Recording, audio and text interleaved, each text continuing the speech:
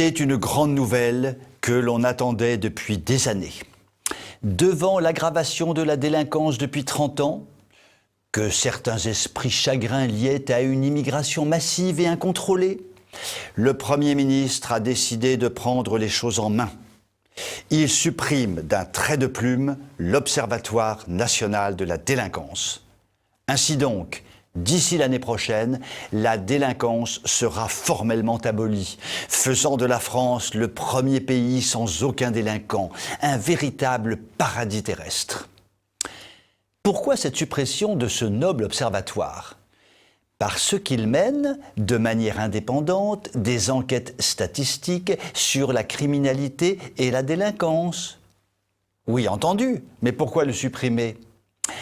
Alors que la délinquance connaît une progression statistique que chacun peut réellement constater dans sa vie de tous les jours, la moindre des choses semble être de mesurer concrètement cette délinquance par un suivi indépendant et complet. C'est du simple bon sens. Cette délinquance, qui a transformé en quelques dizaines d'années notre pacifique France en terroir bien désagréable à vivre, est une réalité de terrain. Le fameux observatoire, par ses analyses et les statistiques qu'il délivrait, donnait des pistes d'action aux politiques qui, entre nous, ne faisaient rien. Ces statistiques étaient donc fondamentales.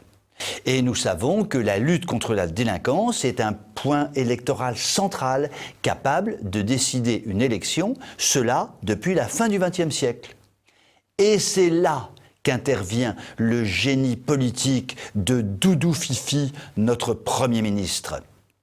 Puisque les statistiques sur les actes délictueux sont de plus en plus exécrables, il suffit de casser l'organisme national qui délivre librement ses analyses.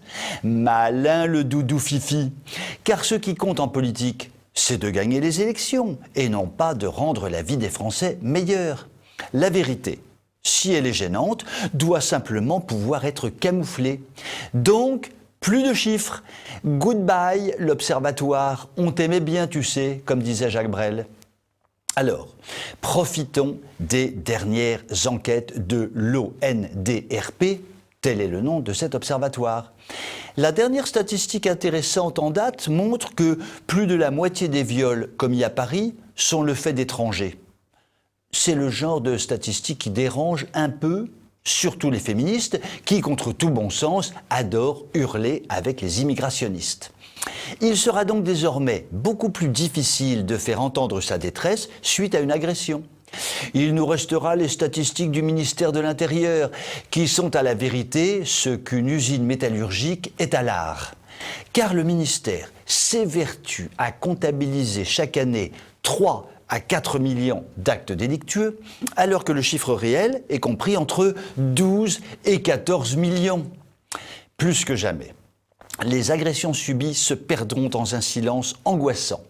Encore moins de reconnaissance, encore moins de moyens de lutter. Il faut se faire à ce monde injuste jusqu'à ce qu'il soit bousculé par tous ceux qui n'en peuvent plus. Vous pouvez m'écrire si vous le voulez. À très bientôt.